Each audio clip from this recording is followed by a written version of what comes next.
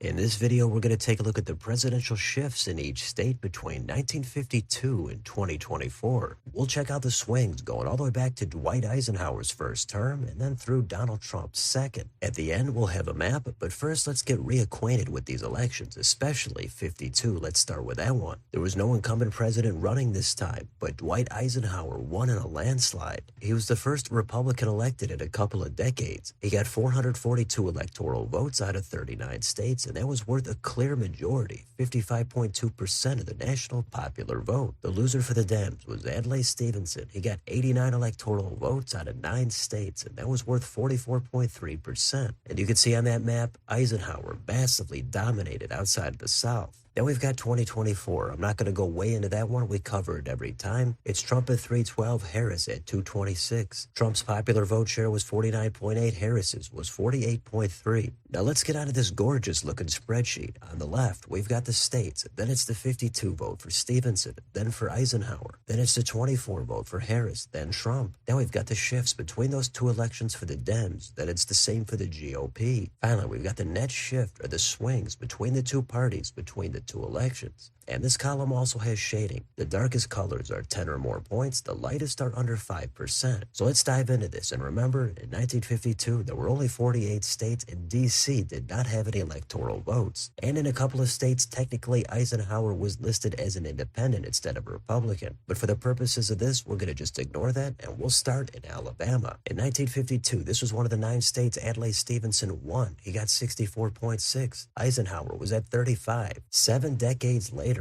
Kamala Harris went down to 34.1. Trump went up to the exact same percentage that Stevenson got in 52. He was at 64.6. That's a loss of 30.5 for the Dems, a gain of 29.6 for the GOP. And overall, that comes out to the biggest Republican swing out of all the states. That's at a massive 60.1. So that's how this works. Let's quickly go through the rest of these states. In Arizona, that shifted blue by 11.1. Arkansas was hard toward the right at 42.7. California, opposite direction, 33.9. Colorado, similar at 32.3. Connecticut, a little less at 26.3. And Delaware at 18.6. Florida had a mild Republican swing of 3.1. Georgia was huge in that direction at 41.6. Idaho a little redder at 5.5. Illinois, Stevenson's home state, he was the governor here. He lost it by double digits, but since then it did clearly swing toward the Dems by 20.8. Indiana, a tiny red swing of 1.8. Iowa was double digits bluer at 15. Kansas even more than that at 22.1. But Kentucky was way redder at 30.6, as was Louisiana at 27.8. Then we've got blue swings in Maine. It was a big 39.2. Maryland 40.1. Massachusetts 33.9. Michigan an even 10. And Minnesota 15.4. But then in Mississippi, it was another significant red swing of 43.7. Missouri, less than half that at 16.8. Then in Montana, this state had the smallest swing out of all the states. It put up almost the exact same margin, both in 52 and 24. But since then, it got just a hair redder at 0.6%. Then it's back into the blue swings. We've got Nebraska at 17.7, Nevada at 19.8, New Hampshire 24.7, New Jersey 20.7, New Mexico 17.1, and New York 24.4. North Carolina, that was double digits redder at 11%. North Dakota, that was a little bit bluer at 6.1. Ohio, even less than that at 2.6.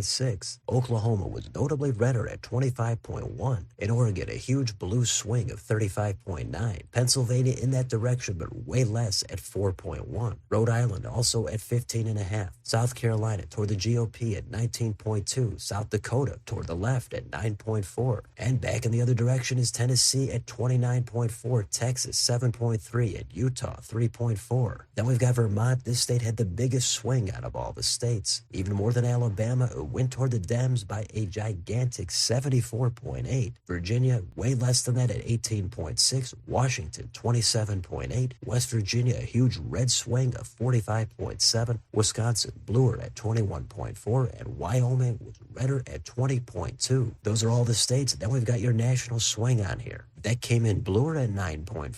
So that's it. Those are all the states. Now let's take this data and help visualize it by putting it on a map. And here it is. We've got similar shading. The darkest colors are 10 or more points. This time, the very lightest color is under 1%. There's just one state this time. That's Montana. They barely changed at all in over 7 decades. So other than that, what are the takeaways from these shifts? Well, of course, the big thing is the South got way, way redder. Then the West Coast and the Northeast, that got way, way bluer. But even some states in between also got double digits bluer. We're talking about Nevada, Nebraska, Kansas, Iowa, Wisconsin, Michigan, and Virginia. Even the Dakotas got moderately bluer. At the top, using the current electoral vote map, states that move toward the Dems total 320, Republicans at 208. So clearly, as far as that goes, it's a much better map for the Dems. But most of the reason there is because Dwight Eisenhower won by a landslide, over 10% of the national popular vote. Trump put up the win in 24, but his margin was just way less. It was 1.5 in the popular vote. So some states win in different directions, but in a bunch of them, it was just going to be too tough to get even redder coming off a landslide and go into a more competitive election in 24. So even though Trump won several of these states that are dark blue, Eisenhower just happened to win them by way, way more back in 1952. He just had a lot of popularity. The country was just in the mood for some change after 20 years of Democrats controlling the White House. Of course, there's always going to be way more to it than that. Tons of U.S. history and political realignments during this span. A good handful of states outside of Montana didn't really move that much at all. That's Utah, Indiana, Ohio, Pennsylvania, and Florida. But Adlai Stevenson at 52, that was the first of his 2 consecutive nominations. But if you wanted to know the political shifts or the swings in each state between 1952 and 2024, this is the map right here. So let me know in the comments, what do you think about any of the changes in any of these states? Which 2 or 3 states jump out to you the most? And why do you think certain states moved the way that they did? Let me know down below. On your way out, don't forget to like, share, and subscribe. Join if you'd like to support the channel. Thanks for watching. I'll see you next time.